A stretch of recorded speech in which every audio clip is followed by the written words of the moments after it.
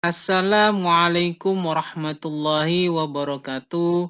Salam sejahtera untuk kita semua. Semoga Tuhan Yang Maha Esa selalu melindungi kita dan menganugerahkan kesehatan kepada kita semua, serta semangat untuk terus belajar.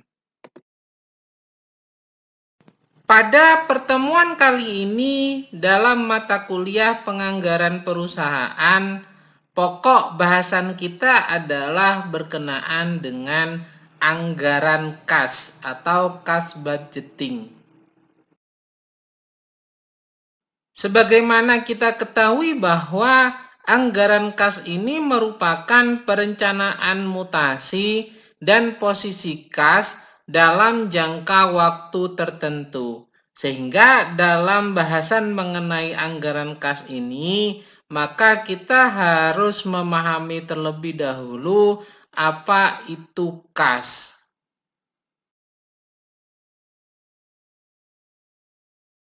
Kas merupakan aset yang paling likuid dalam suatu perusahaan. Karena semakin besar kas yang dimiliki oleh perusahaan, maka semakin tinggi tingkat likuiditasnya. Sehingga semakin tinggi tingkat kemampuan untuk membayar terhadap kewajiban jangka pendek atau terhadap utang lancar yang dimiliki oleh perusahaan.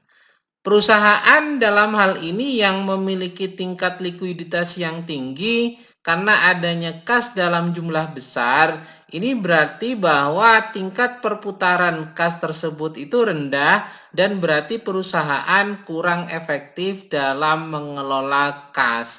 Sehingga dalam hal ini tentunya harus ada manajemen kas yang baik untuk dapat memanfaatkan kas tersebut sehingga menghasilkan keuntungan bagi perusahaan.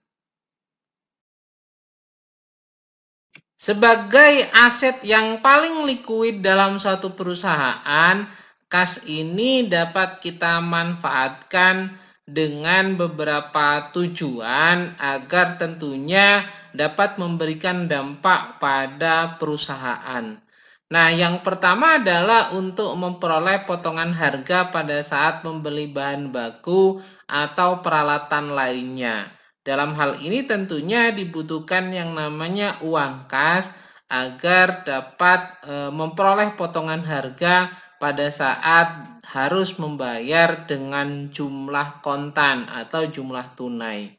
Tujuan kedua yaitu untuk menjaga rasio cair atau aset tes rasio agar tetap memperoleh kepercayaan dari kreditur. Karena apa? Karena dengan melihat kas yang dimiliki perusahaan, maka kreditur akan berasumsi bahwa perusahaan memiliki kemampuan untuk menyelesaikan kewajiban-kewajibannya. Dan yang ketiga, tujuan dari memegang uang kas ini adalah untuk menangkap peluang bisnis sewaktu-waktu, karena peluang bisnis ini kadang datang pada saat yang tidak dapat kita perhitungkan, sehingga butuh yang namanya dana segar untuk mengeksekusi peluang bisnis tersebut. Dan yang terakhir yaitu keempat, untuk mengantisipasi keadaan darurat seperti pemogokan, persaingan, dan sebagainya. Sehingga untuk mengantisipasi keadaan darurat tersebut itu dibutuhkan yang namanya uang kas atau uang tunai. Setelah kita memahami apa itu kas dan apa itu tujuan dari kas sebagai aset likuid dari suatu perusahaan, maka kita akan dapat mudah untuk mendefinisikan kembali mengenai anggaran kas. Nah, anggaran kas ini merupakan anggaran yang menunjukkan terhadap perubahan kas dan memberikan alasan mengenai perubahan kas tersebut dengan menunjukkan arus kas masuk sebagai sumber kas dan arus kas keluar sebagai arus kas yang dibelanjakan atau digunakan. Sehingga tampak kelebihan dan kekurangan kas tersebut serta saldo kas selama periode tertentu dari suatu organisasi atau dari suatu perusahaan. Anggaran kas ini menunjukkan mengenai rencana sumber dan penggunaan kas selama tahun anggaran yang terdiri dari rencana penerimaan kas dan rencana pengeluaran kas. Sifat aliran kas, baik itu aliran kas masuk maupun aliran kas keluar itu sifatnya adalah kontinu. Misalnya dalam hal ini adalah untuk pembelian bahan baku dan pembayaran gaji atau upah.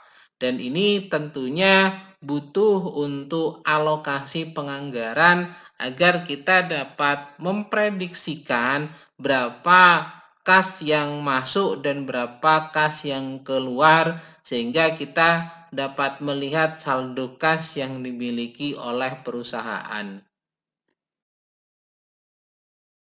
Ada beberapa tujuan yang dimiliki oleh perusahaan dalam penyusunan anggaran kas.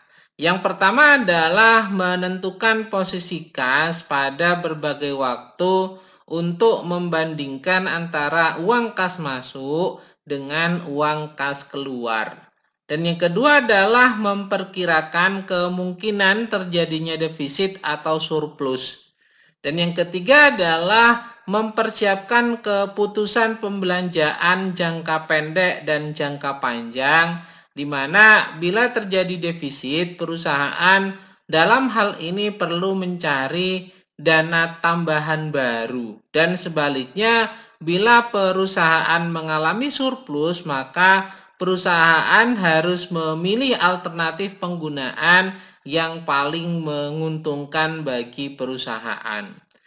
Yang berikutnya, yang keempat adalah sebagai dasar kebijakan dalam pemberian kredit. Karena kita mengetahui bahwa dengan penjualan kredit tersebut tentunya uang kas yang masuk ini ada tempo pembayaran sehingga tidak langsung menjadi kas yang liquid bagi perusahaan.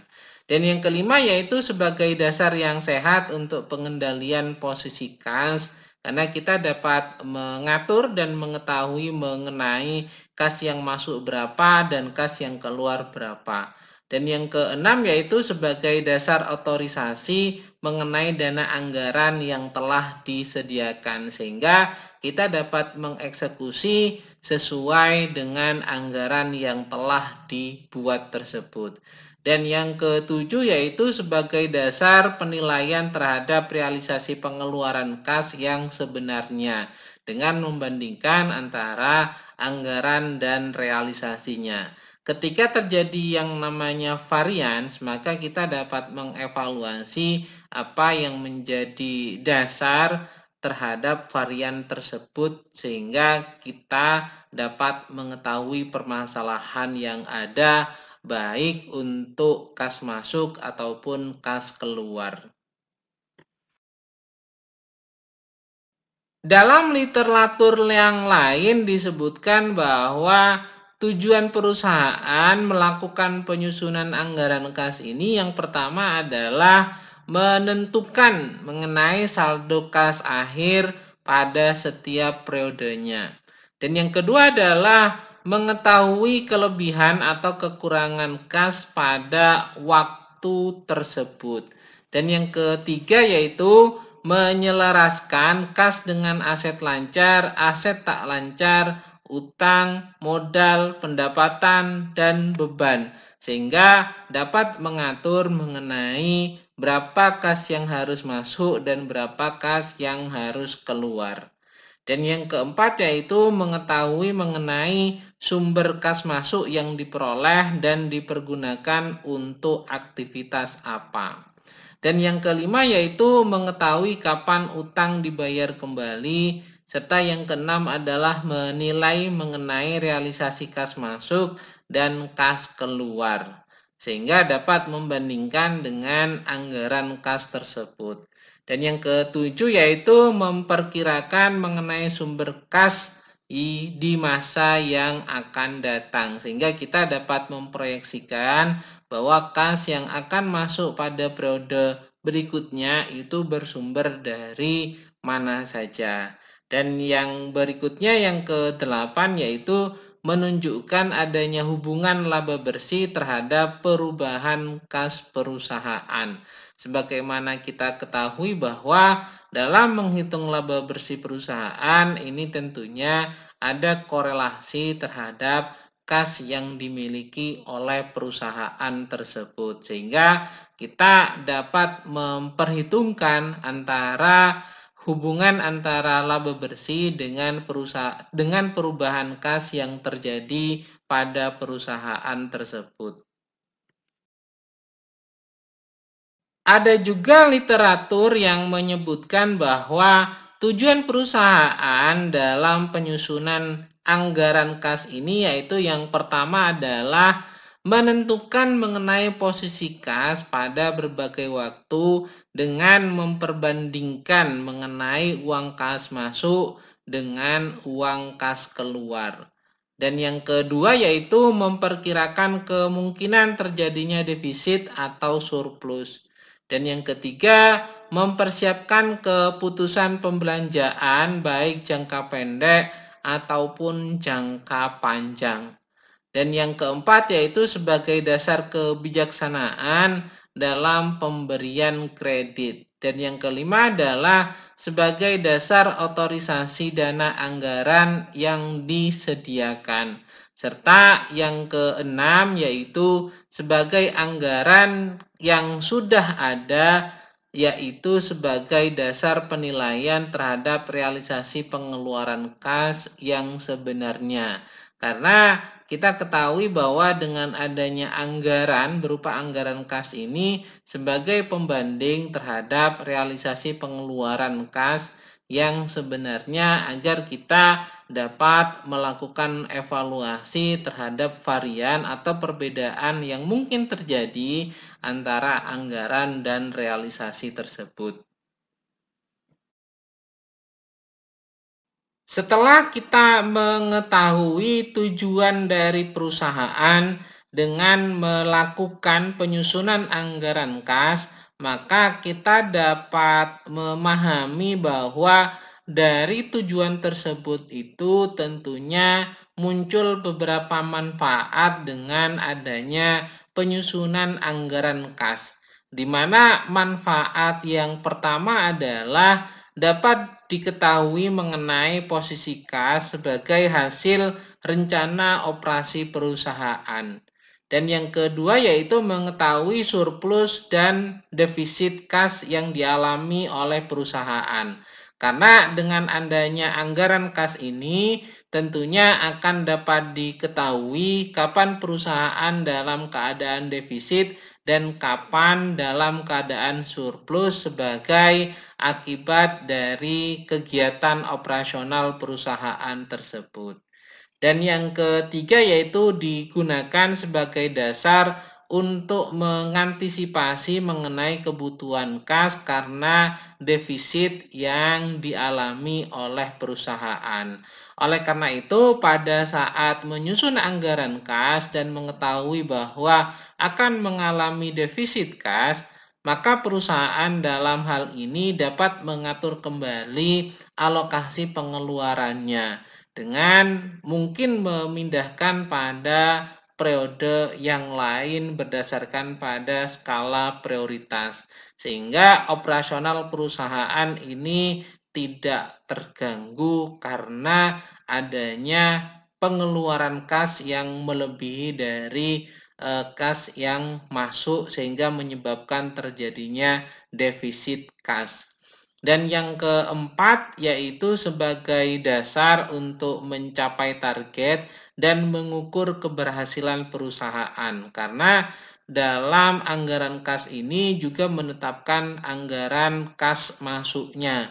Yang tentunya kas masuk tersebut itu bisa diperoleh dari pendapatan, bisa diperoleh dari pembayaran atau tagihan piutang dan bisa juga dari yang lainnya. Sehingga kalau dihubungkan dengan yang namanya pendapatan, ini anggaran kas sebagai dasar untuk mencapai target dan mengukur terhadap keberhasilan perusahaan tersebut. Dan yang terakhir, yang kelima, yaitu sebagai alat untuk mengkoordinasikan kegiatan perusahaan. Karena kita ketahui bahwa dalam menyusun anggaran kas ini melibatkan bagian-bagian atau departemen-departemen yang ada dalam perusahaan yang berkaitan dengan kas masuk dan kas keluar. Sehingga hal ini tentunya anggaran kas dapat dijadikan alat untuk mengkoordinasikan kegiatan perusahaan tersebut.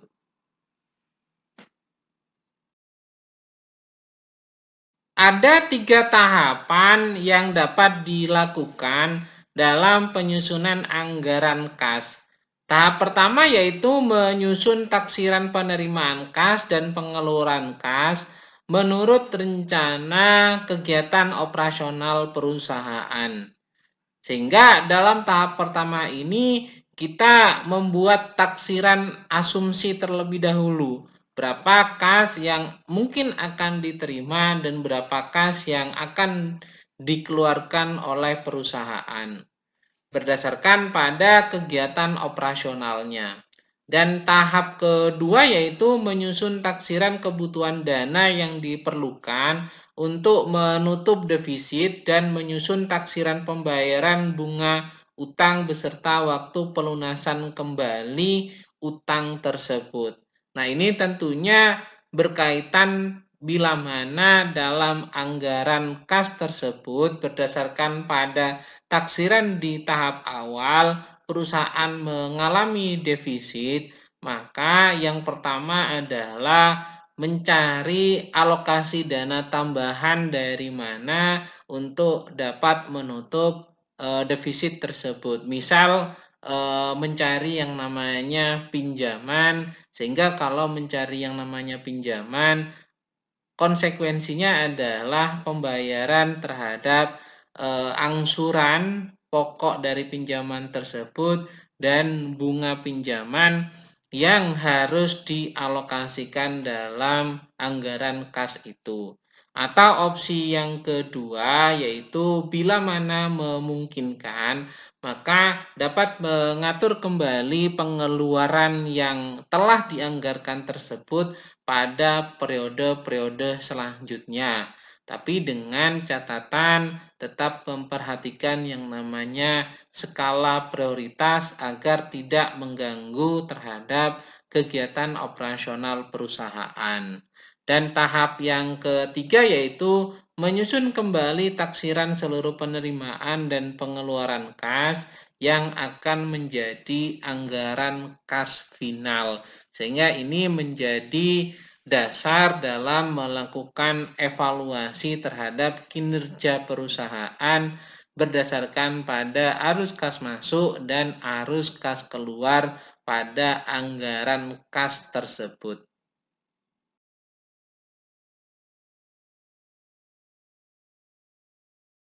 Ada 2 pendekatan dalam penyusunan anggaran kas ini, yaitu yang pertama adalah pendekatan kas masuk dan kas keluar, atau juga disebut sebagai pendekatan anggaran kas jangka pendek, atau juga disebut sebagai metode langsung. Dan yang kedua yaitu pendekatan akunting keuangan atau disebut juga sebagai anggaran kas jangka panjang atau juga disebut sebagai metode tak langsung. Sehingga dalam pendekatan dalam penyusunan anggaran kas ini selalu dihadapkan pada 2 metode pendekatan, yaitu yang pertama adalah pendekatan kas masuk dan keluar, dan yang kedua adalah pendekatan akunting keuangan. Atau disebut juga dalam pendekatan ini yaitu yang pertama adalah pendekatan anggaran kas jangka pendek dan yang kedua adalah pendekatan anggaran kas jangka panjang. Atau juga kita bisa menyebutnya bahwa pendekatan dalam penyusunan anggaran kas ini adalah menggunakan dua metode, yaitu yang pertama adalah metode langsung dan yang kedua adalah metode tak langsung. Untuk lebih memahami mengenai apa itu pendekatan kas masuk kas keluar atau pendekatan akunting keuangan, atau kita ingin menggunakan istilah pendekatan anggaran kas jangka pendek dan juga pendekatan anggaran kas jangka panjang, atau mau menggunakan istilah metode langsung dan juga metode tidak langsung dalam membahas mengenai pendekatan dalam penyusunan anggaran kas ini, bahwa untuk pendekatan kas masuk kas keluar atau pendekatan anggaran kas jangka pendek atau disebut juga sebagai metode tak langsung, ini merupakan pendekatan atau alat operasional pengendalian kas yang dilakukan sehari-hari, di mana jangka waktunya itu disesuaikan dengan anggaran tahunan. Anggaran ini juga berfungsi sebagai alat pemberian otoritas terhadap kas keluar yang secara terus-menerus disesuaikan dengan arus kas masuk dan situasi keuangan pada umumnya yang terjadi pada operasional perusahaan.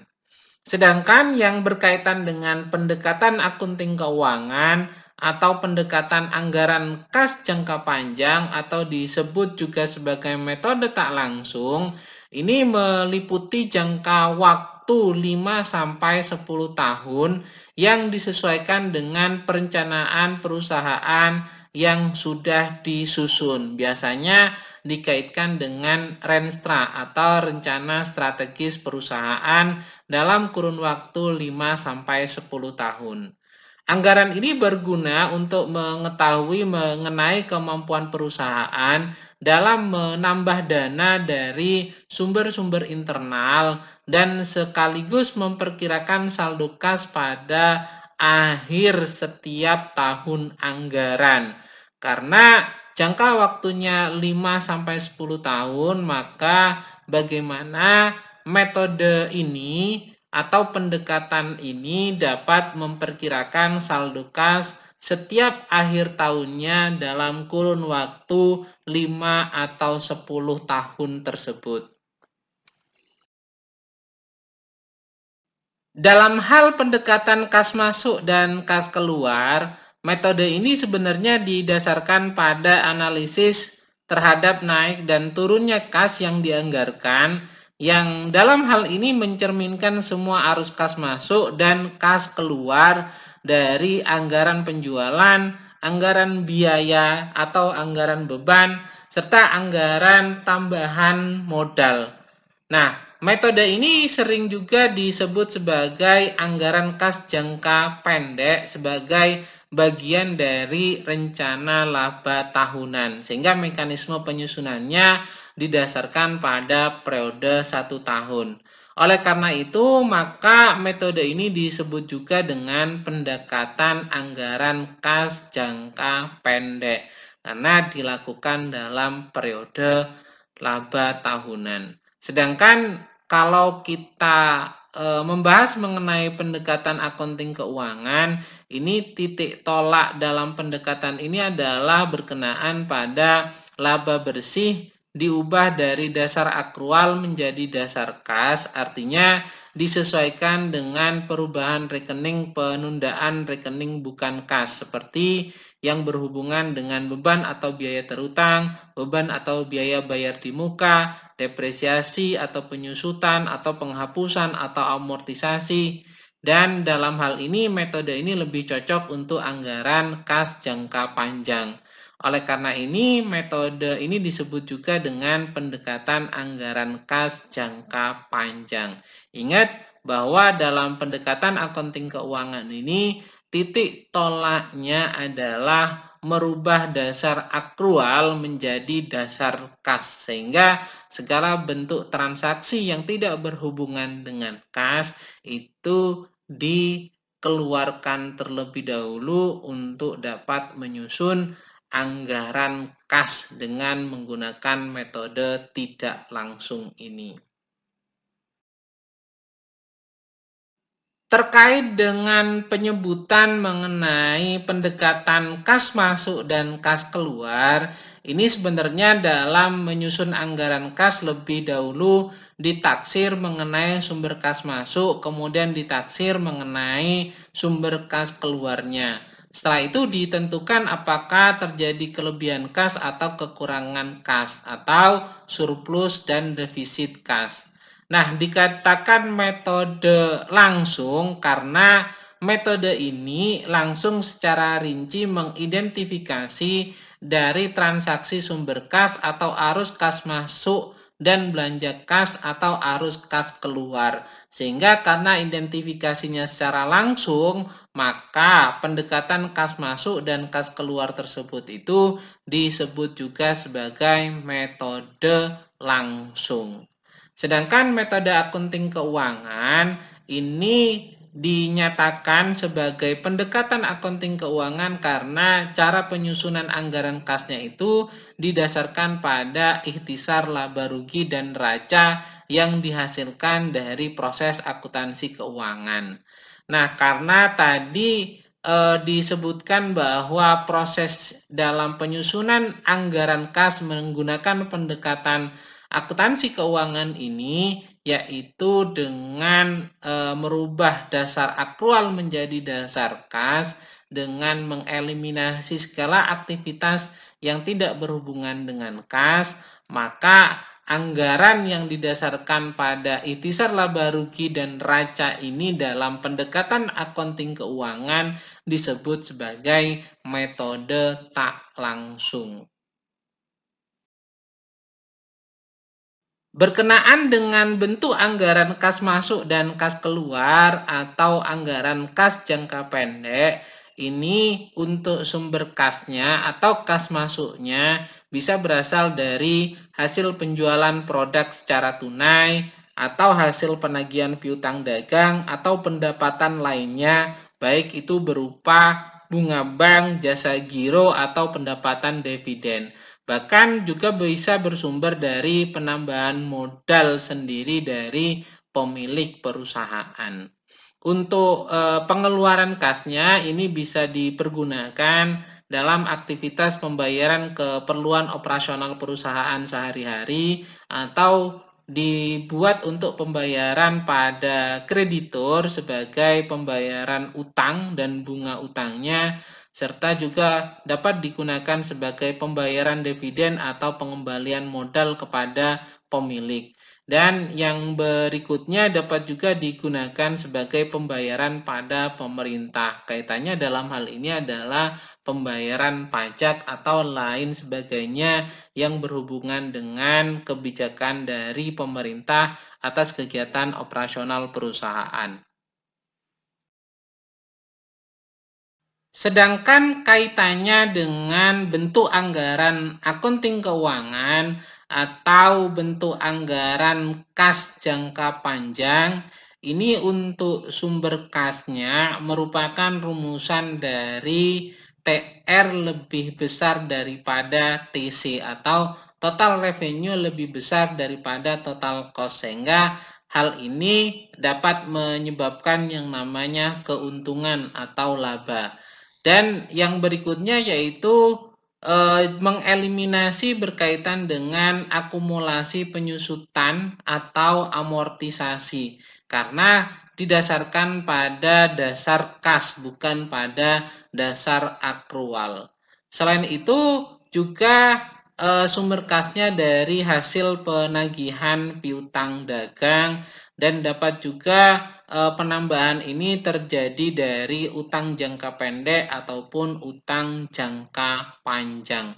Selain itu juga untuk sumber kasnya ini dapat diperoleh dari bertambahnya equity, yaitu yang berhubungan dengan modal disetor, cadangan, atau adanya laba ditahan. Sedangkan dalam pengeluaran kas ini didasarkan bila mana total cost lebih besar daripada total revenue, maka hal ini dapat menyebabkan terjadinya yang namanya kerugian. Nah, karena faktor kerugian tersebut itulah yang menjadi dasar sebagai pengeluaran kas dengan metode tidak langsung. Selain itu, pengeluaran kas juga dipergunakan untuk pembelian aset tetap yang baru, juga karena diakibatkan berkurangnya utang jangka pendek ataupun utang jangka panjang karena adanya pembayaran atau pelunasan terhadap utang jangka pendek dan utang jangka panjang tersebut. Dan juga pengeluaran kas ini juga diakibatkan berkurangnya equity yang disebabkan karena berkurangnya modal di setor atau berkurangnya cadangan atau berkurangnya laba ditahan. Ada 3 faktor yang mempengaruhi terhadap penyusunan anggaran kas, di mana faktor tersebut itu berkaitan yang pertama adalah dengan kegiatan operasi. Nah, kegiatan operasi ini merupakan kegiatan perusahaan yang bersifat rutin dan terus-menerus, di mana kegiatan operasi utama dari suatu perusahaan adalah membeli atau menjual produk dan jasa yang menjadi intensitas dari aktivitas perusahaan tersebut. Nah, faktor yang kedua yaitu berkaitan dengan kegiatan investasi, di mana kegiatan investasi ini merupakan kegiatan yang dapat meningkatkan atau menurunkan aset tak lancar yang digunakan oleh perusahaan. Dan yang ketiga yaitu berkaitan dengan kegiatan pendanaan, di mana dalam kegiatan pendanaan ini merupakan kegiatan yang berkaitan dengan utang dan modal sendiri. Sehingga dalam penyusunan anggaran kas ini kita juga harus memperhatikan terhadap 3 faktor yang menjadi yang berpengaruh terhadap anggaran kas, di mana faktor-faktor tersebut itu terbagi menjadi 3 kegiatan yang saling berhubungan, yaitu kegiatan operasi, kegiatan investasi, dan kegiatan pendanaan. Berdasarkan pada 3 faktor yang mempengaruhi dalam anggaran kas tersebut, maka susunan anggaran kas itu akan terdiri dari saldo kas sebagai saldo awal periode, lalu dilanjutkan dari 3 aktivitas yaitu aktivitas operasi, aktivitas investasi, dan aktivitas pendanaan. Nah, pada masing-masing aktivitas tersebut itu ada kas masuk dan ada kas keluar yang dikelompokkan berdasar pada 3 aktivitas tersebut. Lalu yang terakhir adalah saldo kas, sehingga komponen dari anggaran kas tersebut akan terdiri dari kas dari aktivitas operasi, kas dari aktivitas investasi, dan kas dari aktivitas pendanaan. Ada beberapa langkah yang harus dilakukan dalam penyusunan anggaran kas. Yang pertama adalah menyusun anggaran pengumpulan kas yang terdiri dari kapan waktu untuk kas itu dilakukan yang namanya penagihan, siapa saja, dan berapa jumlahnya. Dan yang kedua yaitu menyusun anggaran penerimaan kas yang dalam hal ini biasanya terjadi dari pos penerimaan tunai, pos penagihan piutang, dan pos penerimaan lain-lain. Yang ketiga yaitu menyusun anggaran pengeluaran kas, di mana anggaran pengeluaran kas ini umumnya mencakup pos-pos pembelian mesin, pembelian gedung, pembelian lain-lain, serta anggaran untuk biaya-biaya dan pengeluaran lain-lainnya. Ini juga dimasukkan dan disusun dalam anggaran pengeluaran kas tersebut. Dan yang keempat yaitu menyusun anggaran kas yang sifatnya sementara. Artinya bila terdapat saldo kas akhir yang minus atau negatif, maka perusahaan memerlukan pinjaman dari pihak luar dan sebagai konsekuensinya diperlukan pembayaran berupa bunga atau angsuran pokoknya. Atau ada opsi lain yaitu dengan kalau memungkinkan mengalihkan pengeluaran itu ke periode-periode selanjutnya, tapi dengan mempertimbangkan terhadap skala prioritas. Nah, ini tentunya opsi tersebut itu agar tidak terjadi yang namanya alokasi pinjaman dari pihak luar. Dan selanjutnya langkah yang kelima yaitu memperkirakan adanya pembayaran bunga. Hal ini apabila perusahaan melakukan pinjaman untuk menutupi defisit yang terjadi pada saat penyusunan anggaran kas sementara tersebut. Nah, untuk itu diperlukan suatu skema pembayaran bunga yang lengkap yang biasanya terdiri dari pembayaran pokok dan pembayaran beban bunga pinjaman tersebut. Dan yang terakhir yaitu menyusun anggaran kas akhir sehingga akan diketahui berapa saldo kas akhir pada periode tersebut. Di literatur lain disebutkan bahwa dalam penyusunan anggaran kas itu terdiri dari beberapa langkah-langkah yang harus dilakukan sebagai tahapan dalam penyusunan anggaran kas, yaitu yang pertama adalah penyusunan estimasi penerimaan dan pengeluaran menurut rencana operasional perusahaan. Sehingga transaksi ini merupakan transaksi yang berhubungan dengan operasional perusahaan. Dan yang kedua yaitu menyusun perkiraan atau estimasi mengenai kebutuhan dana atau kredit dari bank atau sumber-sumber dana lainnya yang diperlukan untuk menutup defisit kas karena rencana operasional perusahaan tersebut. Nah, dalam hal ini juga disusun mengenai estimasi pembayaran bunga kredit tersebut beserta dengan waktu pembayarannya kembali. Ini merupakan transaksi yang berhubungan dengan masalah pendanaan atau transaksi finansial. Dan yang ketiga yaitu menyusun kembali estimasi keseluruhan penerimaan dan pengeluaran setelah adanya transaksi finansial tersebut, dan anggaran kas yang final ini merupakan gabungan dari transaksi operasional dan transaksi finansial yang menggambarkan adanya estimasi penerimaan dan pengeluaran kas secara keseluruhan. Dalam arti bahwa ketika kita memahami ada 3 faktor yang dapat mempengaruhi terkait dengan penyusunan anggaran kas, yaitu aktivitas operasi, aktivitas investasi, dan aktivitas pendanaan atau aktivitas finansial, maka kita dalam menyusun estimasi tersebut harus didasarkan pada 3 kelompok tersebut. Nah, yang keempat yaitu menyusun anggaran penerimaan kas yang biasanya dalam hal ini terdiri dari penerimaan tunai, penerimaan dari penagihan piutang, dan penerimaan lainnya. Dan yang kelima yaitu menyusun anggaran pengeluaran kas, dan yang keenam memperkirakan pembayaran bunga dan pajak yang mungkin timbul dari aktivitas finansial dan aktivitas operasional tersebut. Serta yang terakhir adalah menyusun anggaran kas akhir pada periode tersebut sehingga kita akan mengetahui berapa saldo akhir kas pada periode yang dianggarkan.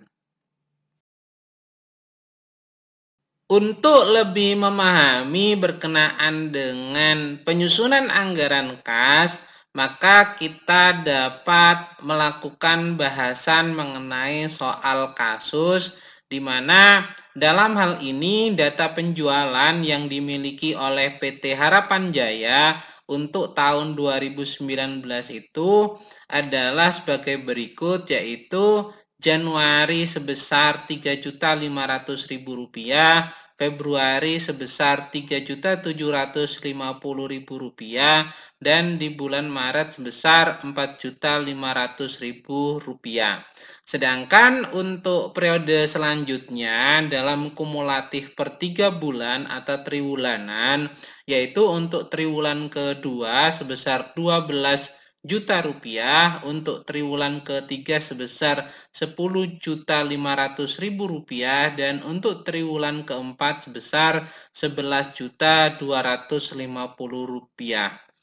Karena ini juga memperhitungkan mengenai piutang dalam anggaran kas, maka diproyeksikan atau dianggarkan mengenai kerugian karena piutang tak tertagih itu sebesar 2%. Sedangkan pola pengumpulan piutangnya ini dilakukan per bulanan, yaitu 60% pada bulan penjualan, artinya pada bulan tersebut, dan 30% untuk periode 1 bulan berikutnya, serta 10% untuk 2 bulan berikutnya. Sehingga dalam hal ini piutang ini akan dilunasi sampai pada 2 bulan berikutnya dengan skema 60% dibayar pada saat transaksi penjualan, 30% dibayar pada saat sebulan berikutnya, dan 10% pelunasannya pada saat 2 bulan berikutnya dari transaksi. Sedangkan kalau menggunakan skema per triwulanan, maka 80% ini terjadi pada triwulan tersebut pada saat dilakukan yang namanya transaksi penjualan. Sedangkan 20%-nya itu pada triwulan berikutnya.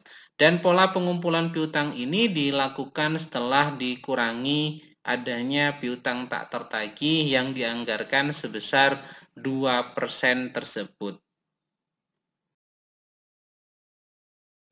Informasi lainnya disebutkan bahwa yang pertama berkenaan dengan saldo kas awal tahun ini adalah sebesar Rp2.500.000. Sedangkan informasi yang kedua, ini juga ada penerimaan lain-lain pada triwulan kedua sebesar Rp2.000.000 dan pada triwulan ketiga sebesar Rp3.000.000.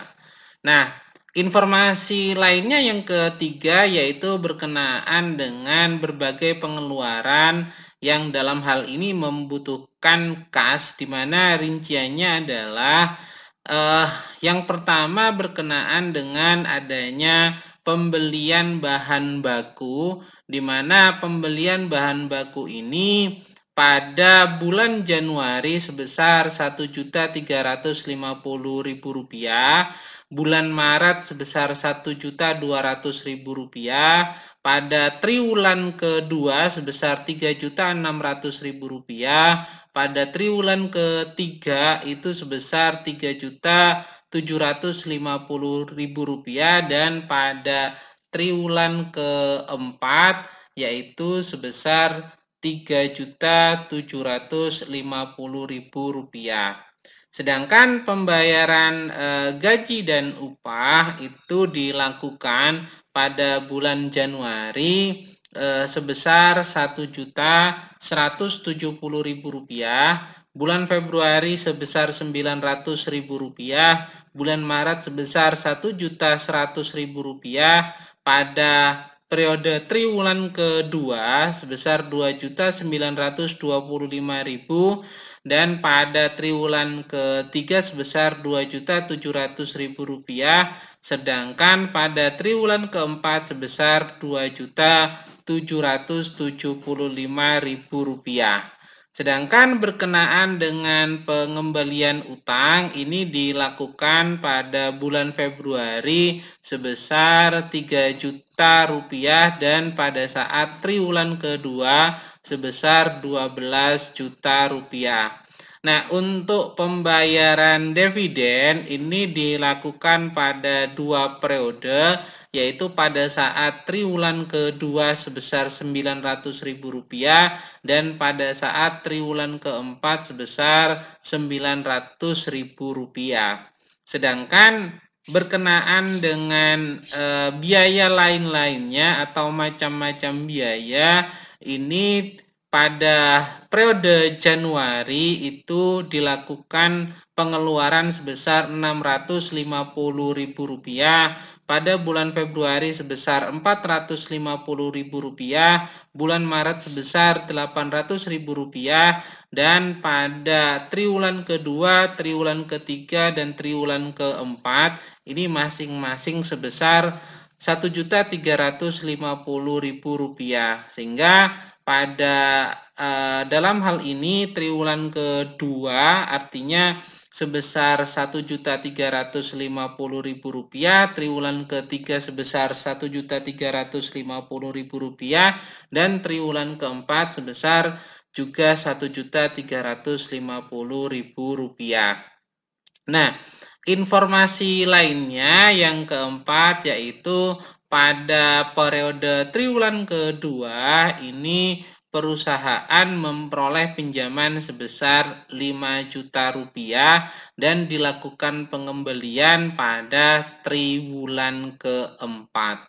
Sedangkan pembayaran bunga dari pinjaman tersebut itu dibayar pada triwulan kedua sebesar Rp150.000, pada triwulan ketiga sebesar Rp225.000, dan pada triwulan keempat sebesar Rp75.000.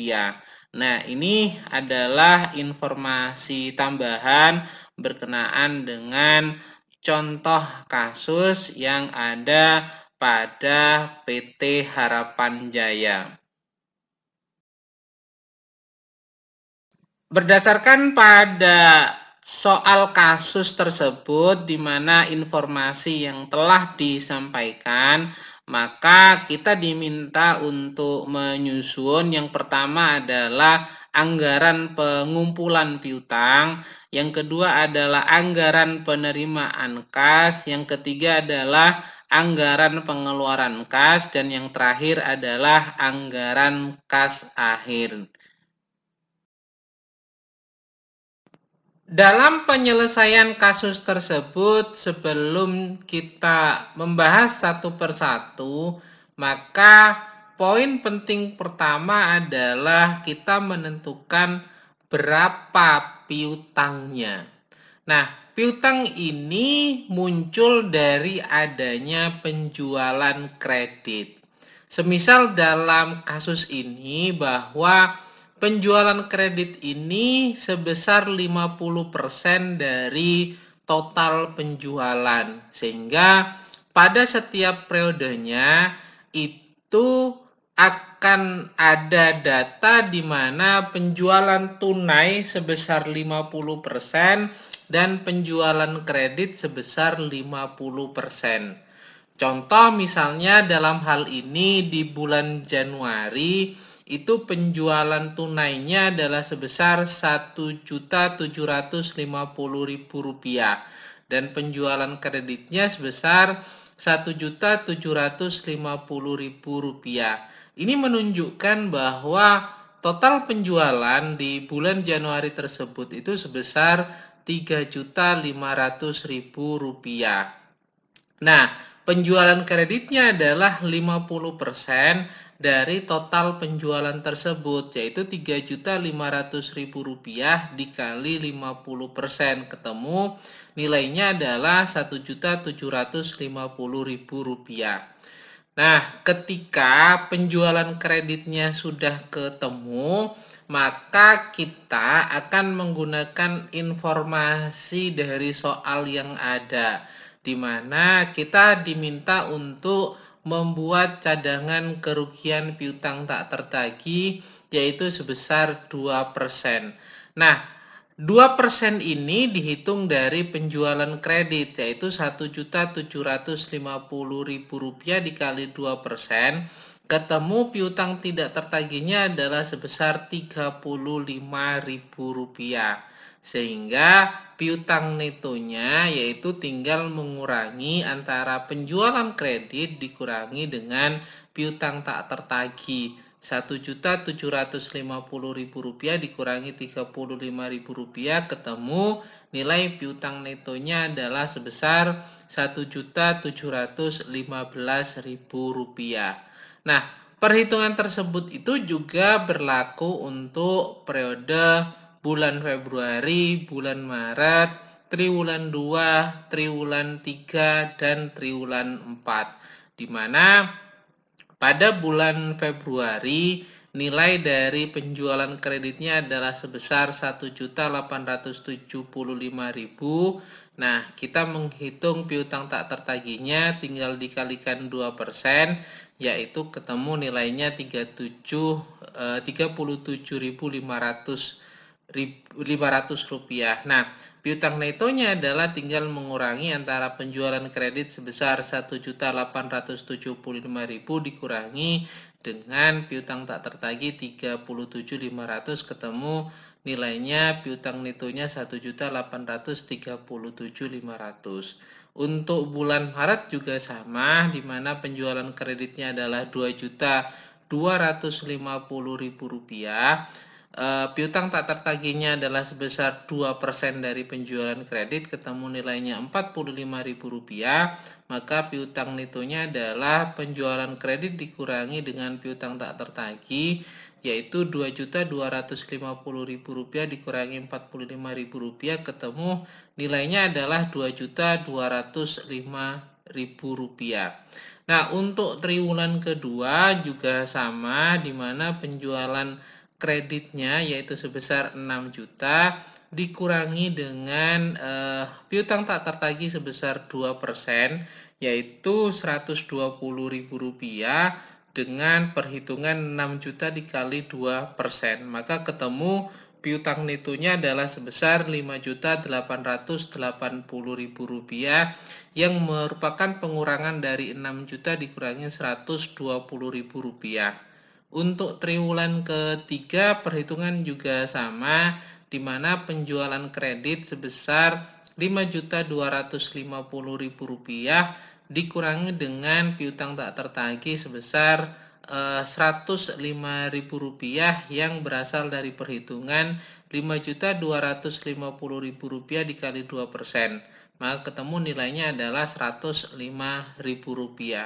Nah, untuk piutang netonya itu berarti mengurangi penjualan kredit sebesar Rp5.250.000 dikurangi dengan piutang tak tertagih sebesar Rp105.000, ketemu piutang netonya sebesar Rp5.145.000.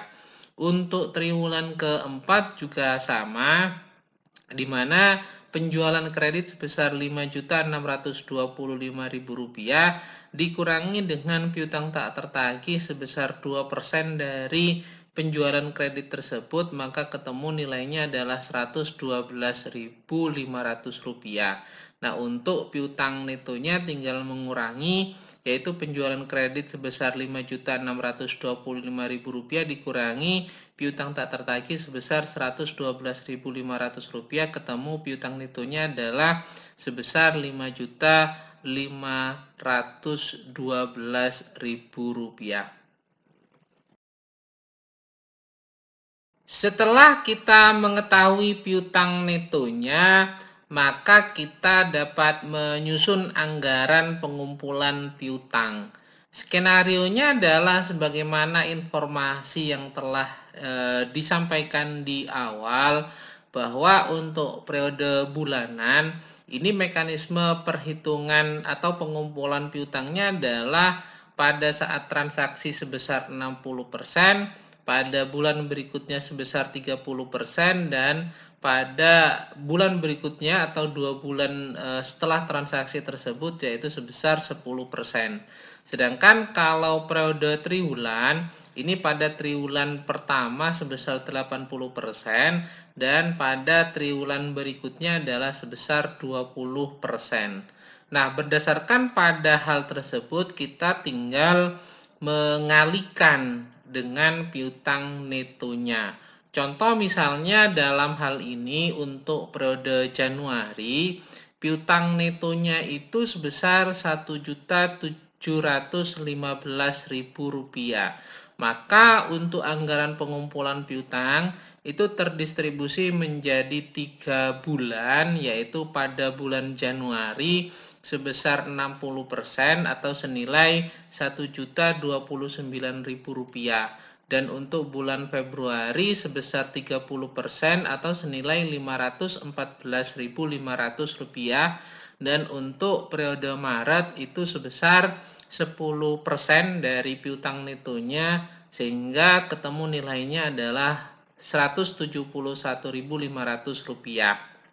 Nah, untuk periode bulan Februari juga sama alokasinya, yaitu 60%, 30%, dan 10% dari piutang netonya, di mana pada bulan Februari piutang netonya ini adalah sebesar Rp1.837.500, maka dikalikan 60% pada bulan Februari ketemu nilainya adalah Rp1.102.500, dan pada bulan Maret yaitu bulan keduanya dikalikan 30% ketemu nilainya adalah Rp551.250, dan pada periode berikutnya yaitu sebesar 10%, ini ketemu nilainya adalah Rp183.750.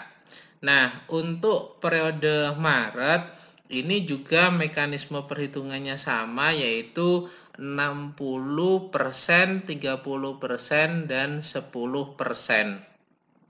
Untuk bulan Maret ini nilai piutang netonya yaitu sebesar Rp2.205.000. Maka pada periode bulan Maret ini piutang yang dapat ditagih yaitu sebesar 60%. Kita tinggal mengalihkan 60% dikali Rp2.205.000, ketemu nilainya adalah Rp1.323.000. Nah, untuk periode berikutnya tetap berlaku 30 dan 10. Khusus untuk kasus ini, karena pada periode berikutnya ini kita menghitung tidak menggunakan periode bulan lagi, tapi menggunakan triwulan, maka 2 bulan berikutnya ini masuk pada triwulan kedua. Sehingga dalam tabel perhitungan itu kita langsung mengakumulasikan periode di bulan April yaitu sebesar 30%, dan periode di bulan Mei sebesar 10% menjadi periode pada triwulan kedua. Sehingga ketemu nilainya adalah 30% dikali 2.205.000 ditambah 10% dikali 2.205.000, ketemu nilainya adalah 882.000.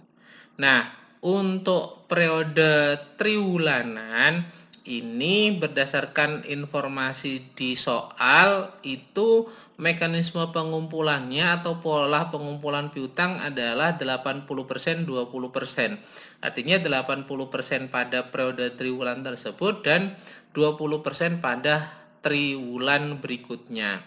Sehingga untuk triwulan kedua ini nilai piutang netonya yaitu sebesar Rp5.880.000, maka dikalikan 80% untuk triwulan kedua, ketemu nilainya adalah Rp4.704.000. Sedangkan untuk periode triwulan berikutnya yaitu pada triwulan ketiga ini sisanya yaitu Rp5.880.000 dikali 20%, ketemu nilainya adalah Rp1.176.000. Nah, sedangkan untuk triwulan ketiga itu juga perhitungannya sama, di mana piutang netonya adalah sebesar Rp5.145.000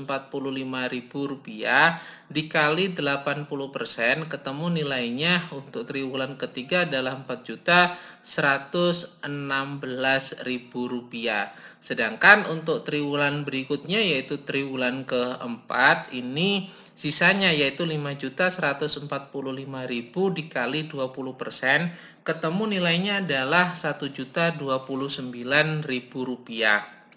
Nah, khusus untuk triwulan keempat, ini kita menghitungnya hanya 80% saja.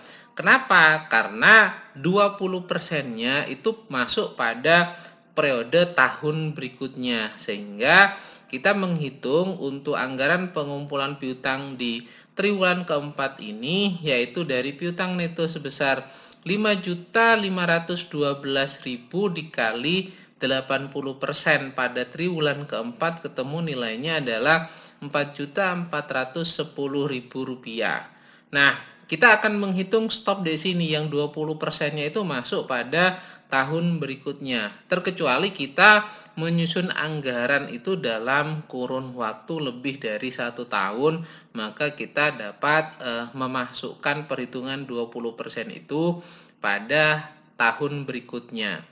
Setelah kita mengetahui masing-masing alokasi pengumpulan piutang pada setiap periodenya berdasarkan pada mekanisme atau pola yang telah ditetapkan, maka secara kumulatif kita akan menghitung berapa sih anggaran pengumpulan piutang pada bulan Januari. Nah, pada bulan Januari ini pengumpulan piutangnya hanya sebesar Rp1.029.000 saja. Sedangkan pada bulan Februari ini pengumpulan piutangnya dari periode Januari dan bulan Februari. Januari sisa kemarin yang 30% dan di Februari yang 60%. Maka ketemu nilai dari pengumpulan piutang adalah sebesar Rp1.617.000. Nah, pada bulan Maret ini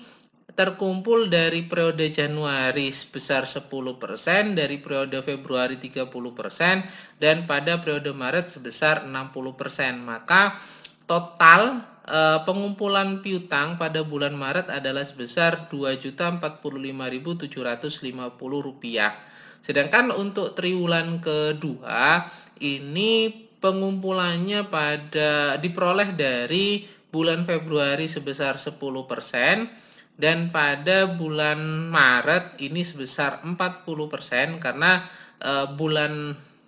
triwulan kedua ini kan mengandung bulan April dan bulan Mei kayak itu untuk periode Maretnya. Sedangkan untuk triwulan keduanya itu 80% sendiri. Maka secara kumulatif anggaran pengumpulan piutang pada triwulan kedua ini ada sebesar Rp5.769.750. Nah, untuk triwulan ketiga ini diperoleh dari piutang pada triwulan kedua, yaitu pengumpulannya sebesar 20%, dan pada triwulan ketiga itu sendiri sebesar 80%. Maka ketemu anggaran pengumpulan piutang di triwulan ketiga ini adalah sebesar Rp5.292.000. Nah, untuk triwulan keempat ini juga berasal dari pengumpulan piutang pada triwulan ketiga sebesar 20%, dan pada triwulan keempat itu sendiri sebesar 80%. Maka ketemu nilai anggaran pengumpulan piutang pada periode triwulan keempat ini adalah sebesar Rp5.439.000.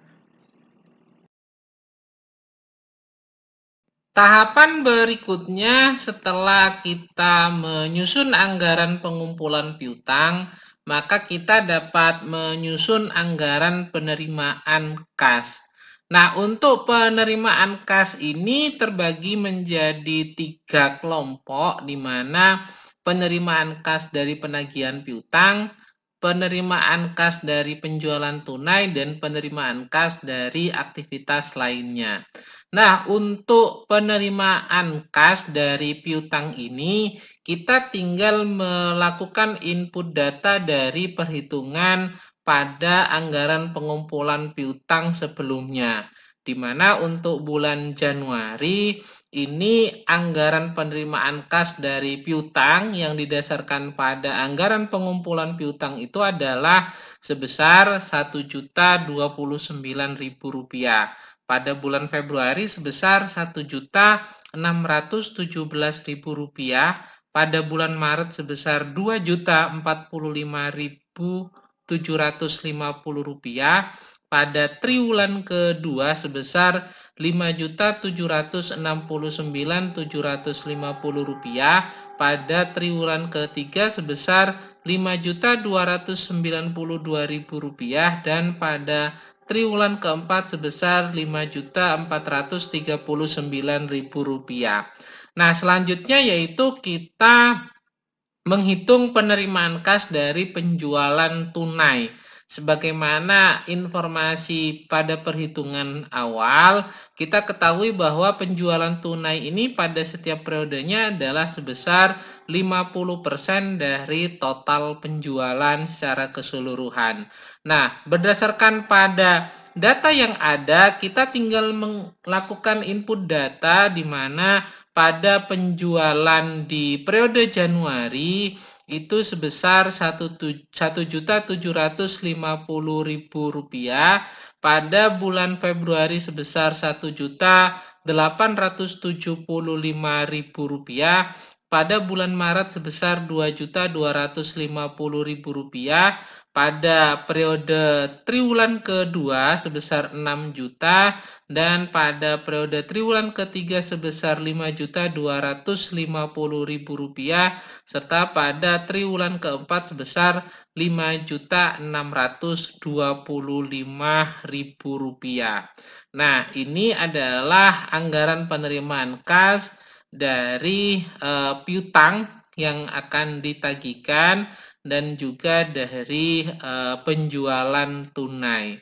Sedangkan penerimaan kas dari aktivitas lain-lainnya ini didasarkan pada informasi yang ada, di mana pada soal kasus itu disebutkan bahwa ada penerimaan lain-lain di triwulan kedua sebesar Rp2 juta dan pada triwulan ketiga sebesar Rp3 juta.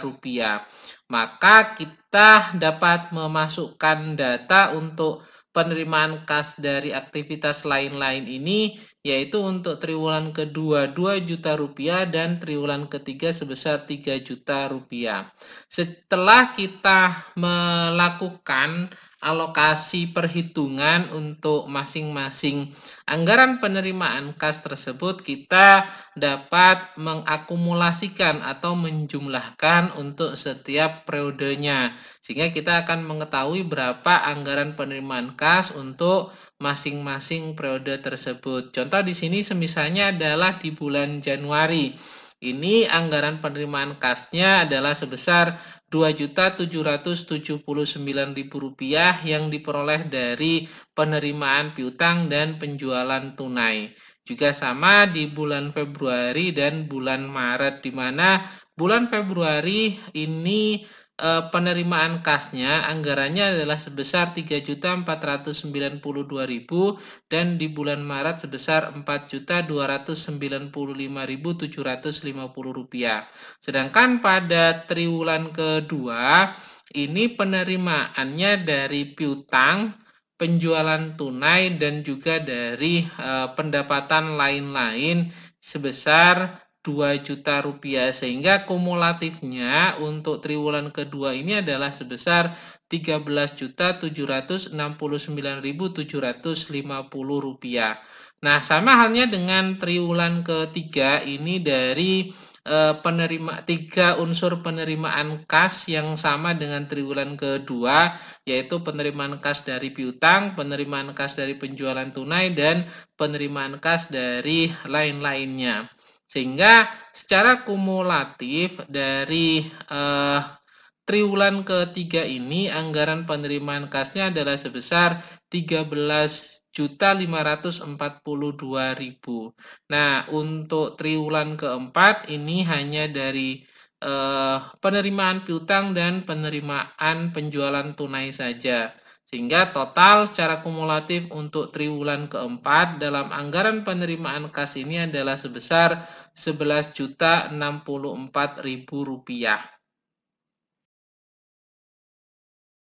Tahapan berikutnya adalah menyusun anggaran pengeluaran kas, di mana dalam menyusun anggaran pengeluaran kas ini didasarkan pada informasi dalam soal. Dalam soal tersebut tuh menyatakan bahwa untuk pengeluaran kas yang pertama adalah adanya pembelian bahan baku. Nah, untuk pembelian bahan baku ini dilakukan pada bulan Januari sebesar Rp1.350.000 dan pada bulan Maret sebesar Rp1.200.000, pada periode triwulan kedua sebesar Rp3.600.000, pada triwulan ketiga sebesar Rp3.750.000 dan pada triwulan keempat sebesar Rp3.750.000. Berikutnya adalah yang kedua, adanya pembayaran gaji dan upah, di mana pembayaran gaji dan upah ini di bulan Januari sebesar Rp1.170.000, di bulan Februari sebesar Rp900.000, di bulan Maret sebesar Rp1.100.000, di periode triwulan kedua sebesar Rp2.925.000, pada triwulan ketiga sebesar Rp2.700.000, pada triwulan keempat sebesar Rp2.775.000. Pengeluaran selanjutnya yang ketiga yaitu adanya pembayaran utang, di mana pembayaran utang ini dilakukan pada periode bulan Februari sebesar Rp3 juta dan pada triwulan kedua sebesar Rp12 juta. Selain itu, pengeluaran juga dialokasikan untuk pembayaran dividen pada triwulan kedua sebesar Rp900.000 dan pada triwulan keempat sebesar Rp900.000 juga.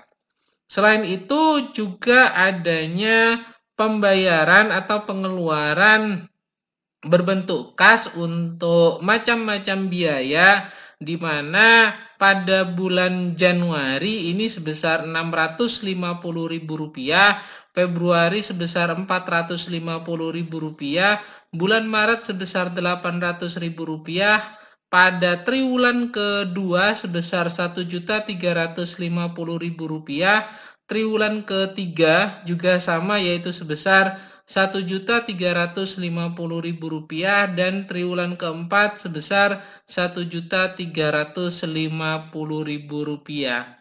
Setelah kita menghitung dan mengalokasikan untuk pengeluaran kas yang direncanakan tersebut pada masing-masing periode, kita menghitung secara kumulatif agar dapat mengetahui berapa anggaran pengeluaran kas pada periode tersebut.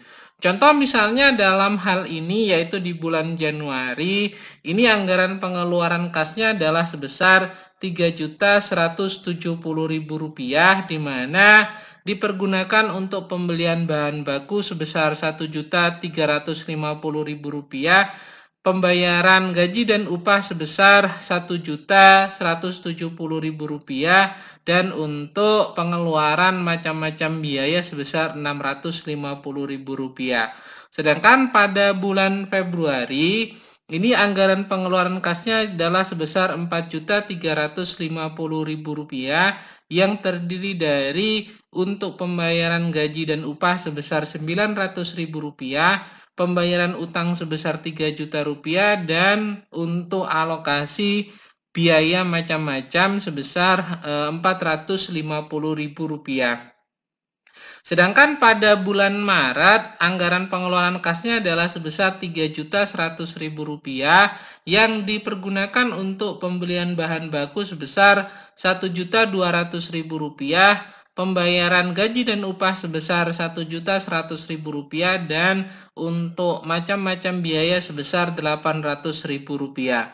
Sedangkan untuk bulan atau periode triwulan kedua, ini total yang dikeluarkan adalah sebesar 20.775.000 rupiah yang dialokasikan untuk semua kebutuhan pada periode tersebut, di mana untuk pembelian bahan baku sebesar 3.600.000 rupiah, pembayaran gaji dan upah sebesar 2.925.000 rupiah, pembayaran utang sebesar 12 juta rupiah, pembayaran dividen sebesar 900.000 rupiah, penggunaan dana untuk macam-macam biaya sebesar 1.350.000 rupiah.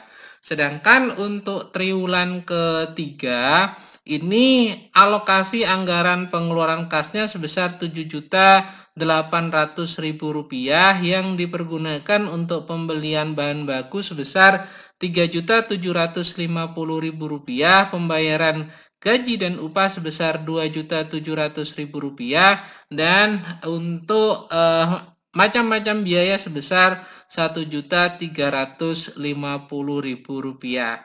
Sedangkan untuk triwulan keempat, ini anggaran pengeluaran kasnya adalah sebesar 8.775.000 rupiah yang dipergunakan untuk pembelian bahan baku sebesar 3.750.000 rupiah, pembayaran gaji dan upah sebesar 2.775.000 rupiah, pembayaran dividen sebesar 900.000 rupiah, dan untuk alokasi pengeluaran untuk macam-macam biaya sebesar 1.350.000 rupiah.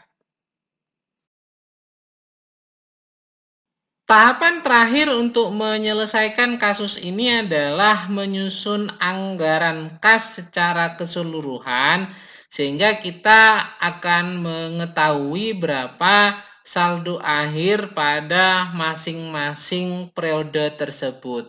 Nah, untuk yang tahap pertama kita menyusun pada periode di bulan Januari.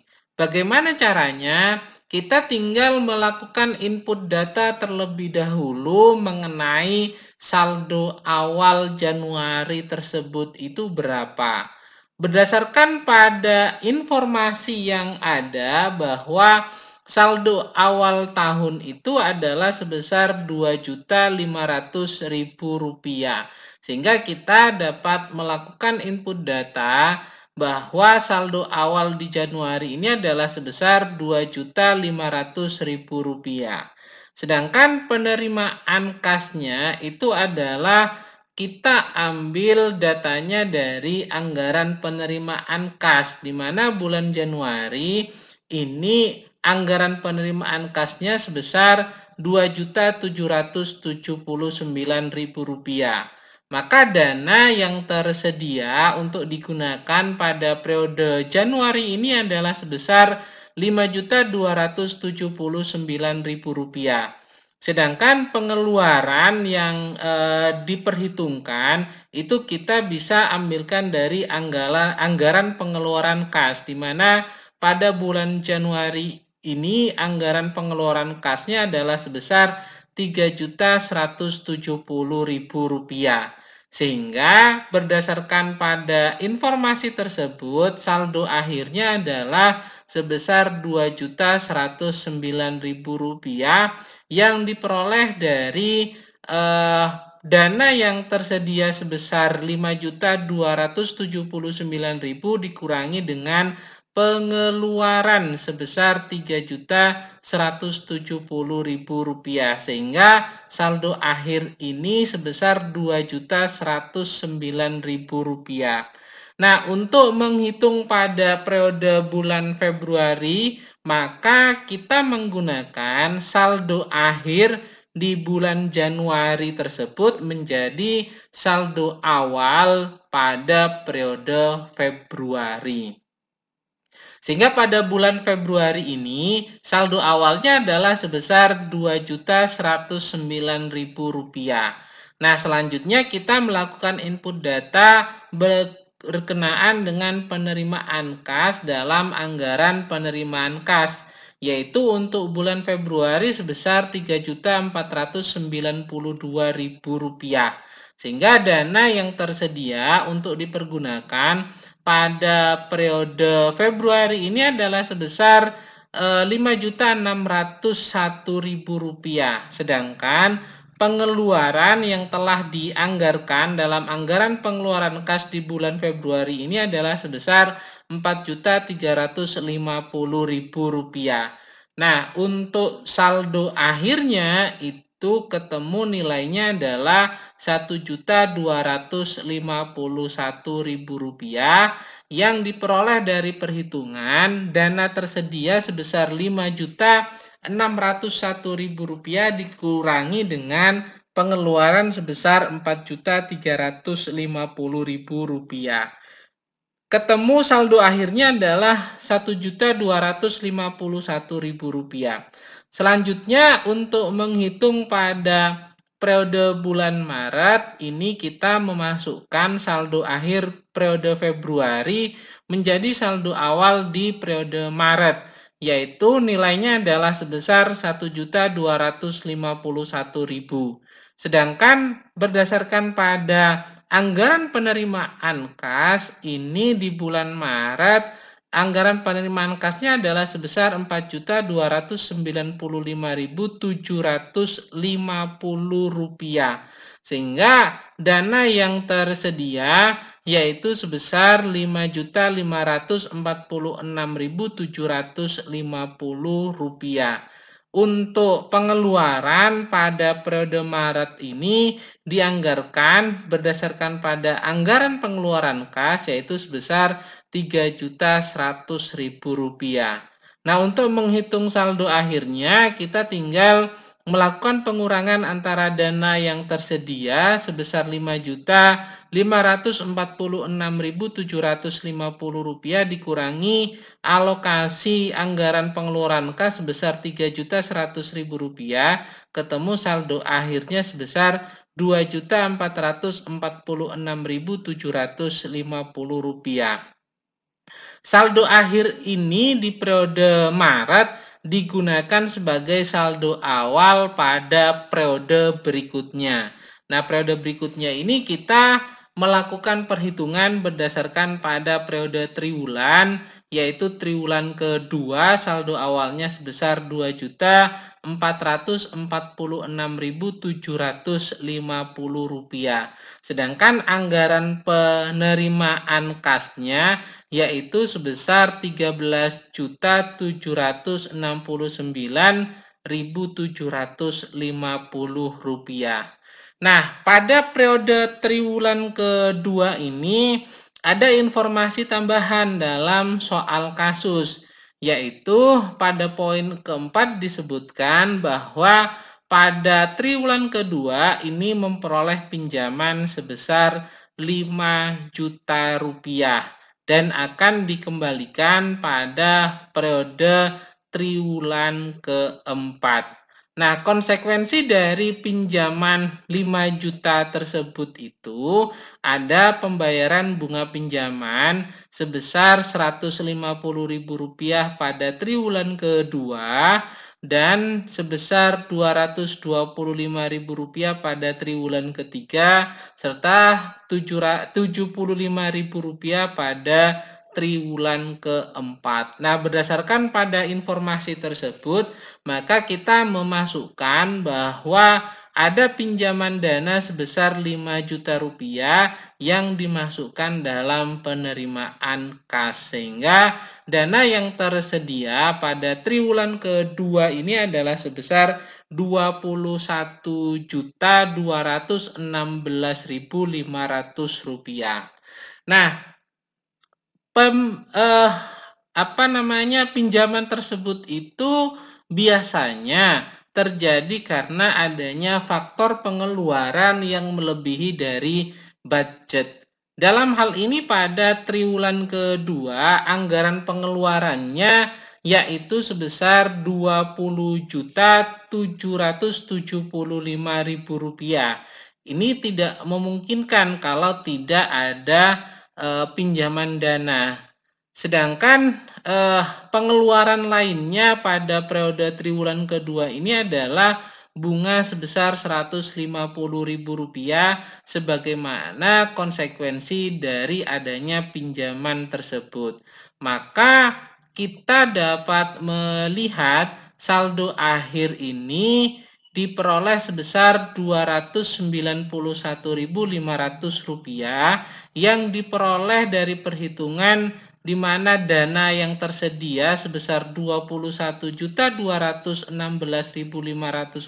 dikurangi pengeluaran sebesar Rp20.775.000 dikurangi lagi dengan pembayaran bunga sebesar Rp150.000 sehingga ketemu saldo akhirnya adalah Rp291.500. Nah, saldo akhir pada triwulan kedua ini menjadi saldo awal pada triwulan ketiga. Sehingga saldo awal pada triwulan ketiga adalah sebesar Rp291.500. Sedangkan penerimaan kas berdasarkan pada anggaran penerimaan kas ini adalah sebesar Rp13.542.000. Nah, dana yang tersedia yaitu sebesar Rp13.833.500. Kemudian untuk pengeluaran kasnya yaitu berdasarkan pada anggaran pengeluaran kas adalah sebesar Rp7.800.000. Nah, ini juga ada pembayaran bunga yaitu sebesar Rp225.000 yang berdasarkan pada informasi dalam soal kasus karena diakibatkan adanya pinjaman dana pada triwulan kedua tersebut. Maka ada kewajiban untuk pembayaran bunga sebesar Rp225.000 di triwulan ketiga. Nah, untuk menghitung saldo akhir pada periode triwulan ketiga ini, kita tinggal mengurangi dana yang tersedia yaitu sebesar Rp13.833.500 dikurangi dengan pengeluaran sebesar Rp7.800.000 dikurangi dengan pembayaran bunga sebesar Rp225.000 ketemu saldo akhirnya adalah sebesar Rp5.808.500. Nah, ini saldo akhir pada triwulan ketiga ini menjadi saldo awal pada triwulan keempat. Sehingga saldo awal pada triwulan keempat yaitu sebesar Rp5.808.500. Sedangkan untuk alokasi penerimaan kas pada triwulan keempat ini berdasarkan pada perhitungan dalam anggaran penerimaan kas yaitu sebesar Rp11.064.000. Hal ini menyebabkan dana yang tersedia yaitu sejumlah Rp16.872.500. Sedangkan untuk pengeluaran yang telah dianggarkan pada periode triwulan keempat adalah sebesar Rp8.775.000. Nah, berdasarkan pada informasi dalam soal kasus disebutkan tadi bahwa pinjaman sebesar Rp5 juta yang dilakukan pada triwulan kedua ini akan dikembalikan pada triwulan keempat. Sehingga ada dana yang dialokasikan untuk pelunasan pinjaman yaitu sebesar Rp5 juta pada triwulan keempat. Namun tetap ada pembayaran bunga pada periode triwulan keempat ini sebagai bentuk konsekuensi dari adanya pinjaman sebesar 5 juta rupiah yang dilakukan pada triwulan kedua tersebut. Maka saldo akhir kita akan menghitungnya dengan cara dana yang tersedia sebesar Rp872.500 dikurangi dengan pengeluaran sebesar Rp8.775.000 dikurangi lagi dengan pelunasan pinjaman sebesar Rp5 juta dan dikurangi dengan pembayaran bunga sebesar Rp75.000 sehingga saldo akhir periode pada triwulan keempat ini adalah sebesar Rp3.022.000. Nah, inilah bahasan berkenaan dengan anggaran kas. Mungkin itu dulu paparan yang dapat saya sampaikan. Mudah-mudahan dapat dipahami dengan baik. Bila ada hal yang kurang berkenan, saya mohon maaf sebesar-besarnya. Saya akhiri, wabillahi taufik wal hidayah. Wassalamualaikum warahmatullahi wabarakatuh. Jangan lupa untuk selalu menjalankan pola hidup sehat dan bersih. Semoga Tuhan Yang Maha Esa selalu menganugerahkan kesehatan kepada kita semua. Amin. Terima kasih.